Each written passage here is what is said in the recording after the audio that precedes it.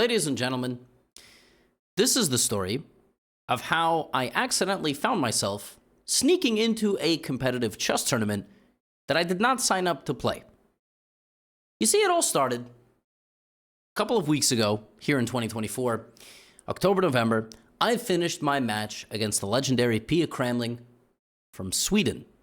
And I said, I'm not playing any more competitive chess in 2024. Why? I'm spending the last 2 months of this year working on Chessly. Chessly is my educational platform, and we're launching Chessly 2.0 in December. That takes up a lot of work. I'm also writing the sequel to my book, How to Win at Chess. It's going to be called How to Win at Chess 2. Shocking. And so my friend was organizing a chess tournament here in New York City. But one problem happened. One of the players in a 10-player closed round robin couldn't show up to his game. I believe he got into a car accident and even was in the hospital. Hopefully he's out of the hospital now. Now, normally that's a bad thing and the tournament just finishes and it is what it is. But in a closed event, especially when players are trying to make grandmaster norms, they have to play people. You can't forfeit. You have to have a minimum number of games. So my friend said, hey, Gotham. My friends don't call me Gotham. You want to play a couple of games? Truthfully, the answer was no. But 4 games? It's not as stressful. I'm not going to live stream it. Of course, Hikaru already made a recap, but, whatever. Let's do it. So today, I played 2 of those 4 games, and I'm going to share them with you. I also had the honor of playing Brewington Hardaway in the first game. Now, I made a video about Brewington Hardaway years ago. I played him in a tournament. Brewington Hardaway, yesterday, November 9th, 2024, became the first American-born black grandmaster ever. Now, there is an African-American grandmaster. He's born in Jamaica, technically, but Maurice Ashley, the most well-known. Nobody has ever been born in the States and became a grandmaster and be black. Brewington is the first. He's also half Japanese. There's like a secret hack. Hikaru's Japanese too. I mean, it's a hack. So Brewington, super nice dude, absolutely crushing it in this tournament. And I'm going to show you my game against him. I got to play him, it was kind of crazy. And we had a crazy game. And then I'm going to show you a little bonus game as well. So yeah, friendly reminder, Chessly 2.0, blah, blah, blah. I'll shut up and, check out the chessboard and more information on how to win a chess 2. It's going to be for all of you intermediate folks, 1200 to 1600. All right. Here's the story of how I accidentally found myself playing classical chess today. So, Brewington. I'm going to flip it from my perspective. Now, again, the person who had to forfeit is Farai Mandija, who's a New York resident, but represents the Zimbabwean flag. And here he was playing against my good friend, Kyron Griffith. But he couldn't show up to the game because he was in he said he was in a car accident. That's not good. So, Brewington. I know Brewington is an E4 player. In fact, on this channel, we had a game in the Carl Khan. And but in this tournament, I saw him play something else, and he played it in this game. He played Knight f3. Now, this is really a sign that Brewington is headed for the Grandmaster title, and now has gotten the Grandmaster title. He's playing Knight f3. He's playing, the ready. I played d5, and then I played Bishop g4. I had this in Italy. If you've been following the Road to Grandmaster series, if you haven't, don't worry about it. He plays Bishop g2, and now Black has several setups. Knight d7 tries to push for a quick e5. I chose the triangle setup. This is literally all my prep for this game. Basically, I was like, look, Brewington doesn't play the ready. He's not some sort of ready expert. So we're just going to get a game of chess. I played e6. He castled. I played knight f6. And now, generally, the only real way here to put pressure as white is to put the pawn on h3, play d4, c4, play it like a Catalan, maybe put a queen on b3, pressure b7, maybe play knight c3, and maybe play knight e5. So I kind of vaguely know the ideas of the position, and, it's kind of nice to just enter a tournament, and, there's no pressure, you're not streaming it, nobody even knows you're there, except some person posted it on Reddit, because, I'm famous, what are you going to do? I can't, I poop and they probably post about it. No, thankfully not yet, but who knows. H3. You can take this, but like there's no real need to do it. So I went bishop h5, and I set some goals for myself this game. I was like, I'm gonna play fast, and I'm not gonna get into time trouble, and I'm gonna enjoy the game. You know, I learned a lot from my match against Pia. He played c4, I played c6. I was waiting for him to go queen b3, at which point I would go here. He went d4, whatever. I went bishop e7, whatever. Like I said, all of this is whatever. Knight c3 castles. I knew as far as this point, I knew that here, white plays queen b3, black can play queen b6. If c5, you can play here or here. Or you can even take. There is one trap and one trap only, which is queen b3, queen b6. And if white plays knight e5 in this position, you can't go here. This loses the game. Your queen cannot be here because of this move g4, and if bishop g6, g5, and you lose something because if you take, there is this. So, look, as long as, like, I don't do that, I should be fine, and Brewington went knight e5. And so, you know, here I was like, I think I can go here, but then there is this queen b3 problem. And I didn't know, like, take, knight d7. I didn't know if this was good for me or not. Apparently it is, but also if knight d7, you know, he can go g4 very quickly.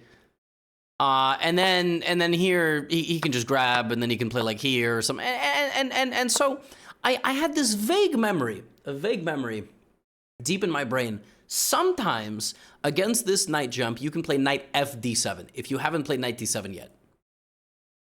And I was like, well, I'm going to do that because, you know, if he goes g4, I take his knight, and then I go here. And if he enters this position with me and tries to trap my bishop, I'm okay. Good luck, you know? I don't know how you're going to trap it, but good luck. So I played this move pretty quickly. Like I said, my goal was play fast. Don't get stressed.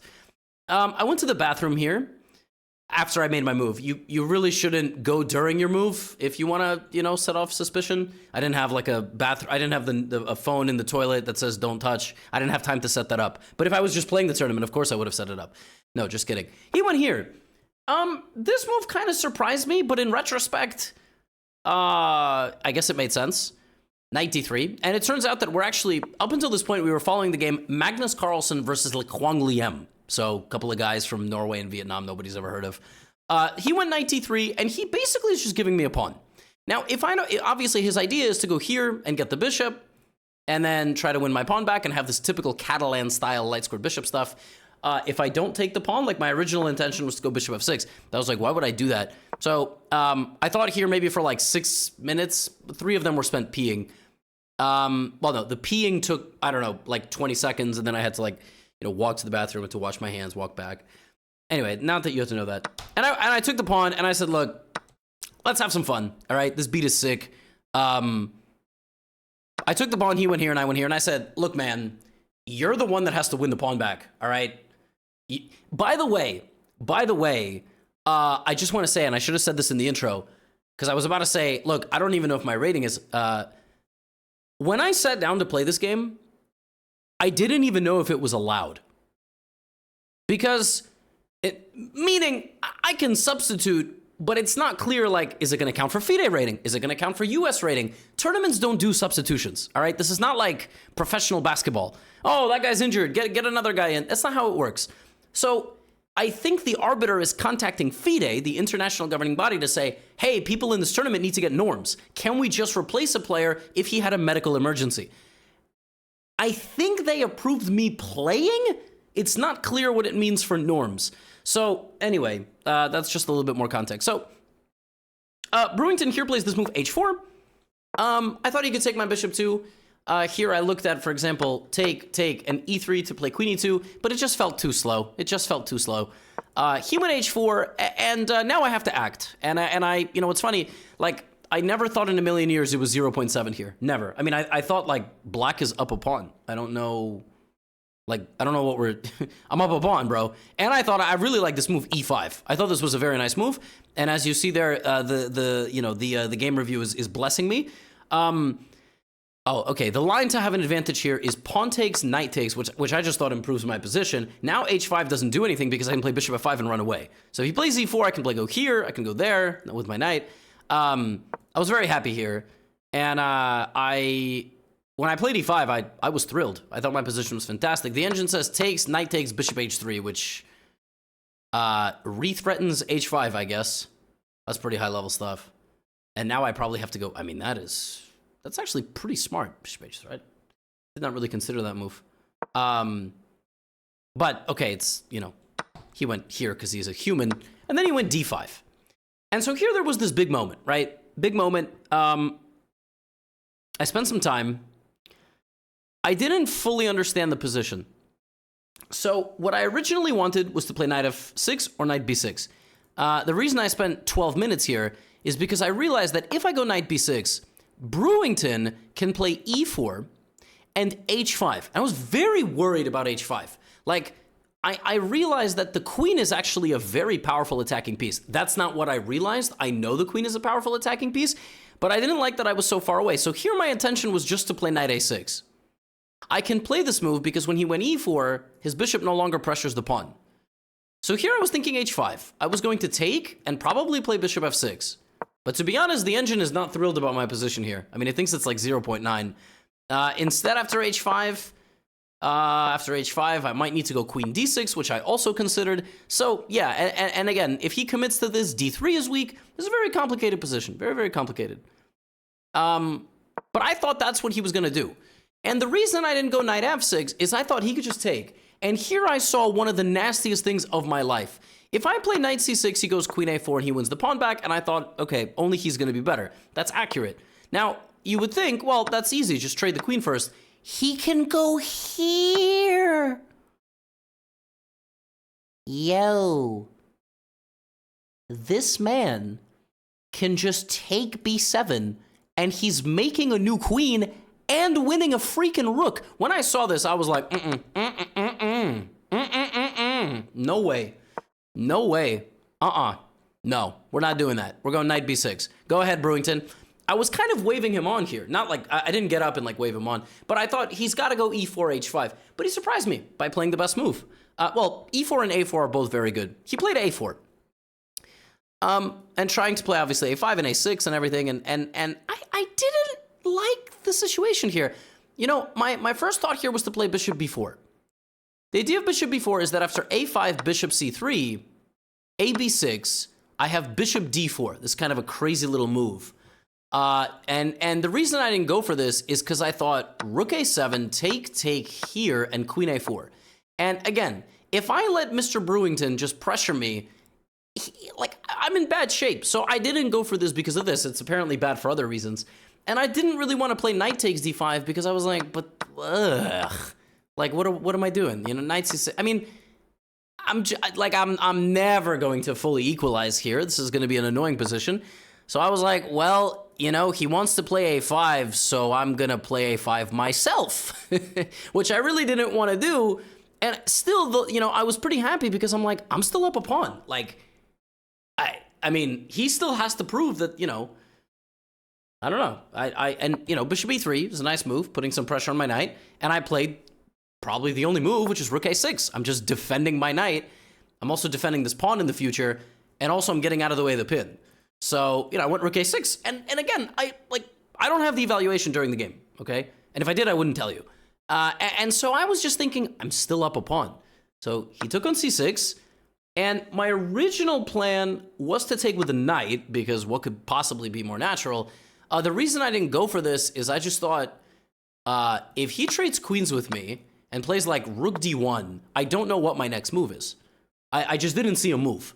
The point is I can't move my knight because b7 is hanging. I can't move this knight because I would probably just lose everything, like knight d5. I can't move the rook. So when I realized I can't move any piece, yeah, I decided probably taking with the knight is bad, and it's better to take with the pawn, which I thought was a very important detail because now he can't make any knight jumps. And actually here my plan is very simple. So if he were to trade queens with me and play something like rook d1, I had a very simple plan here. Trade, and then here I was asking myself, what is his next move? Like, what if I just play king f8? I didn't want to play f5 because I didn't like bishop h3 with some ideas to open my position. So I didn't go. I was like, yo, I'm just gonna walk my king over, and like, where does he move? And yeah, I mean, the engine is showing g4, f4. Yeah, because like, what else does he do? He can't move his knight. If he goes here, put my knight on d5, not to mention a4 is hanging. So when I saw this sequence, that after takes in this big trade, I can just walk my king over, I thought, yo, I'm in good shape. I've actually outplayed him. But, you know, he's Brewington Hardaway, right? He's like new as Grandmaster of America. Not approved. FIDE has to meet and approve it. It also really didn't help his cause that he spent 20 minutes here. So I think he was calculating queen takes queen. He ended up going here, and that move quite simply allows me to relieve the pressure, right? He's putting pressure on me, and he wants to play like rook d1, rook c1, and I was like, oh, knight t5, threatening the bishop. So knight t5, he's going to take with the knight. I'm going to take with the pawn. He's going to attack my pawn. I can bring my rook to defend the pawn, but then he plays bishop c5, pinning my rook to my bishop, and when I play rook d7, he takes my bishop, and if I take back, he takes on d5, and my c4 pawn falls.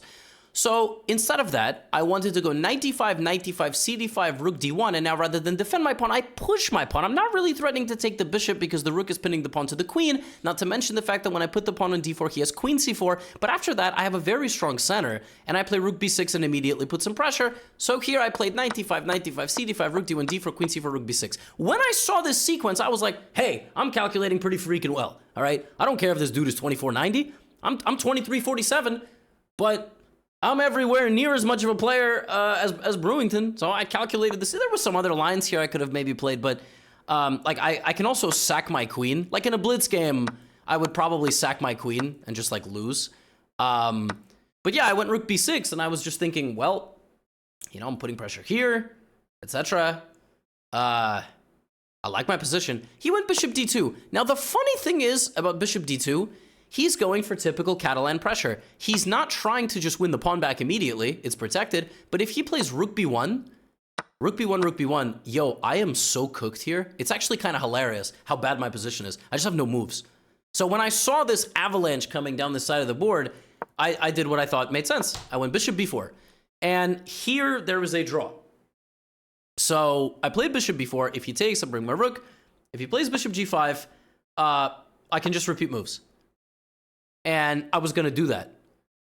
And, you know, obviously I don't have to. I can also play queen d6, queen d7. I have a lot of different moves. When I went bishop b4, here Brewington thought for 17 minutes. So he went down to 10 minutes. And in that time, I was like, I think he's deciding how to proceed. Like, does he want to draw? Because we could draw right now. He has to decide, you know, am I trying to play this for a win or what? And he thought, and suddenly I have 10 minutes versus 29.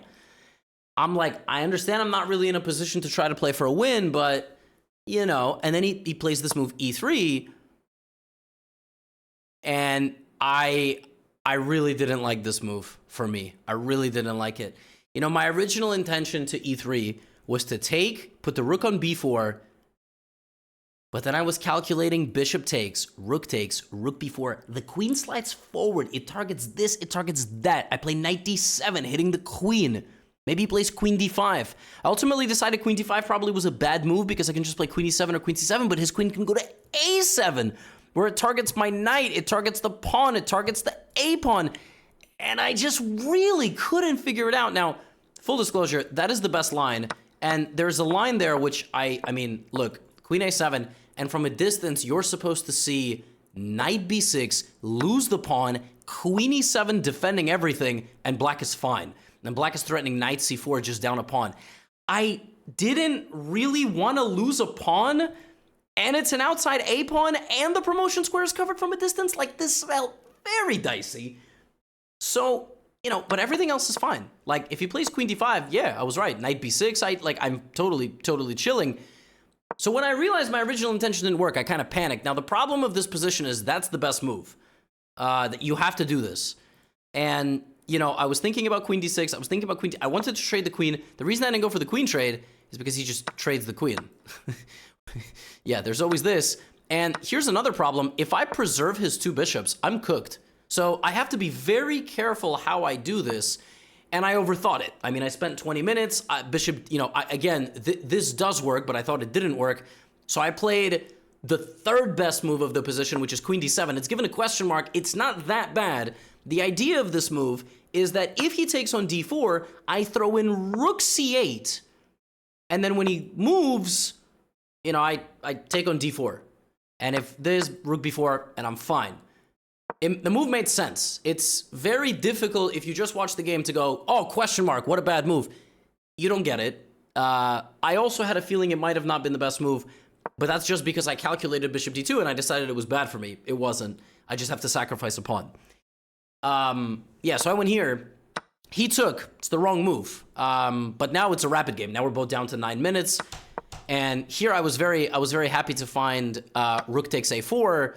This kind of I didn't find that, but you know, I thought queen d7 made sense because rook takes a4. He hovered over this move, which is just bad because I go here. And then, you know, he took, I took, he went rook e1, and, you know, now it's just chaos. I mean, now it's total pandemonium. You know, I have no idea. Do I play rook d2 and give up this pawn? What do? I go f6. It's not a bad move, but it's a little bit dangerous. But, you know, I like that my center stays together. He took, I went rook c8, queen b6, and I made this move with a minute on the clock. He goes here. Now I have to find the only defensive move, knight d8. I'm under a lot of pressure. And he has this very strong b pawn. My king is not feeling good. I go queen here with 10 seconds on the clock. And now my king runs away. And then, I mean, here, again, he hit me with h5. And I went, like, full panic mode. Full panic mode. I think I played the move here with 1 second on the clock. I played my move with 1 second on the clock. It's a miracle it doesn't lose. I mean, this was so scary. This and bishop e4 and I played queen b8, which is fine. The reason I liked queen b8 is I hit the queen and I hit the rook. And another reason I like queen b8 is that my king, shockingly, is safe on g6. And I found this with less than a minute on the clock. He goes here. I get the rook off the 7th rank, and I do this. And again, here I'm playing every move with like 20, 30 seconds on the clock. Terrifying position. He goes queen e3, and he's obviously trying to set up some attack on the light squares, and I just decide, you know what? I have to call his bluff, and I take his pawn. Now I'm up a pawn. Now he has to beat me. Otherwise, I'm just a pawn up, and I'm going to start trading down into the endgame. I made that move with 3 seconds on the clock. He goes here, I go here, and he goes queen f3. This is terrifying. He's going to go here. I mean, my king is out in the open. I'm getting absolutely swarmed, and I'm like, all right, let's trade. I mean, it can't be a bad move, right? Rook c1. Now, the funny thing is, it is a bad move because his king is actually way safer than mine. And here, Brewington does something unbelievable. He does something unbelievable. He gives me a check. I play king f8. And he hovers over his queen. And when he did that, I was like, oh my God, he thinks he's mating me. He just thinks he's mating me. He doesn't see a way that I can defend myself. And I saw the defense instantly. The poker face that I had to keep because he hovered over his queen. And then I was like, oh my God, he thinks he's going to win with queen h5. It's losing. He's trying to sack material and win the game because he just thinks it's winning. And then he grabbed his queen and he went here. Now, keep in mind, okay? I don't know what the evaluation is, right? I mean, I take the rook. It's a freaking rook. And now he forgot. I don't need to. What he calculated was I sack my rook, queen c1, and I defend myself. He forgot when his queen left, it doesn't defend b3, and now my queen saves mate. And when I played this move, I couldn't believe it. I was like, I'm up a rook. This is crazy. And what happened next is he thought down to 1 second. Like, I just spaced out because I just couldn't believe what had happened. And I prepared, you know, a couple of moves. Like, I looked at this, I looked at... So he plays bishop f3, and now I have 56 seconds to make a move. Now, e4 here is what I wanted to play. But I saw that it hangs a rook, so I got scared. So I was like, where do I move? You know, this rook is not participating in the defense. So I wanted to play rook d1. Just give up the rook, and that probably would have been a good move. But then I was like, why would I play rook d1, go rook c1? At this point, I have 20 seconds. 15 seconds. I thought about going knight f7, but I was like, why would I go knight f7? Well, in retrospect, knight f7 is the best move because it stops queen h8, it disconnects, and, I went here, which is not a bad move. Now is the final moment for me to go knight f7. But I didn't see it. I didn't see knight f7. After knight f7, bishop h5, I just thought I'm busted. Just thought how do I defend my knight? How do I defend? Well, I defend by giving check. That's what I forgot about. I forgot that, we have this repetition, and if here, he comes back, and I have to find the right sequence. The right sequence is here, here, here. He goes back, discover check, here, and I sack my queen, and I'm promoting. And when he went queen g6, and I saw that this was coming, and I saw queen g7, I was like, and I panicked. I just panicked, and I went here, and that is a draw. The move is knight f7, check, and I have to bring some pieces back to defend myself. This rook, like rook d8, rook a7, his game is still not over somehow, but I am setting up my own threats, so probably I will win. And I guess part of me just like couldn't believe what had happened, but also part of me was terrified and had 30 seconds to adapt to the situation. And yeah, I just somehow blanked completely what to play after knight f7, bishop h5. I just thought like but I have queen d5 and it's good. So I went here. He goes here, and now it's too late to stop knight f7. I give a check, and now it's too late to stop because this. So we actually have to repeat moves. If I want to keep the game going, I can sack the queen, but I was like, I'm not going to do that. And we repeated 3 times, and the game ended in a draw. If Brewington hadn't tried to go for a highlight reel knockout with queen h5, probably the game would have been a draw. But, I mean, this was a wild game. And listen, I'm happy to draw a GM who's 2490 and literally at his peak rating, right? He just crossed 2500. But can you imagine I won this game? Just like show up and I just played Pia, right? Pia Cramling, legend. Biggest criticism of that match. Gotham, you're playing people significantly older than you. This is a 15-year-old grandmaster, bro. Like, this dude is a beast. Yeah, I mean, I played him very well. It was a very competitive game. In the evening, my game lasted 10 minutes. It's actually not what I was expecting, but I will cover it here as a little bonus. My opponent, Ilya Nizhnik, 2576 grandmaster. I've played him before, and actually his peak rating is like 2690. Like, he was an absolute monster. He was one of the best prodigies of the year 1996. But now he's doing some other stuff. Keep in mind, Ilya is the top-rated player in a section designed for people to try to get a grandmaster norm. So he's not going to feel particularly motivated. I didn't know if before the game he was going to try to play for a win. Earlier in the tournament, he played the King's Indian defense, which is something that, you play to win. But he likes a lot of, Slav setups. And I basically decided before this game I'm going to play d4, because if he plays the King's Indian, great. If he plays d5 and I play the Queen's Gambit, he usually plays 2 things: the Slav or the Queen's Gambit accepted. And my logic was, and there's a rule in this tournament, you cannot offer a draw before move 15.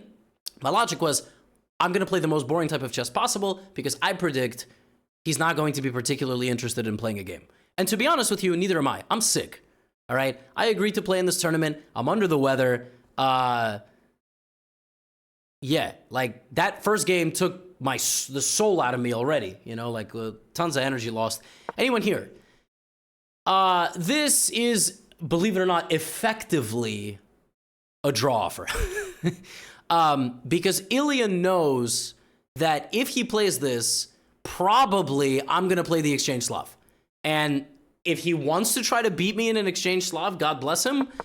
But if he wanted to play for a win, he should have played the King's Indian, which he played earlier in the tournament. So it was kind of a feeling out process. But yeah, then, he played this. And I was not interested in playing another 4-hour game. And I'm not even supposed to be playing in this tournament. So, I thought about it, and, we made 15 moves and we agreed to a draw. He offered me a draw. Am I like disappointed in myself for not playing a game? Maybe like 10%. You know, wow, just play for the experience. My throat is killing me. I'm exhausted. I'm good. All right. I'm not trying to be a hero. I'm a substitute player in this tournament, and I'm not even sure if these games are getting rated. I think they are. All right. I just played so the tournament wouldn't, like, you know, people's norm chances wouldn't be affected. So anyway, if this game is rated, I get a draw versus 2576. You know what? It is what it is. I'm not I'm not against it. And if Ilya wanted to win, he would have played knight f6. I would have went c4. He would have won here. And that's how you try to play for a win. All right. I was also, the last time, you might remember, I played the Slav against Barbosa, and I tried to, you know, improvise, and he just slaughtered me. Yeah,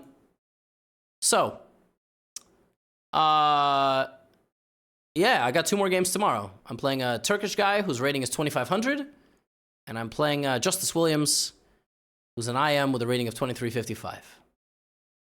There you go. Chessly 2.0 in the chessboard. Gonna be saying it in every video. Get out of here.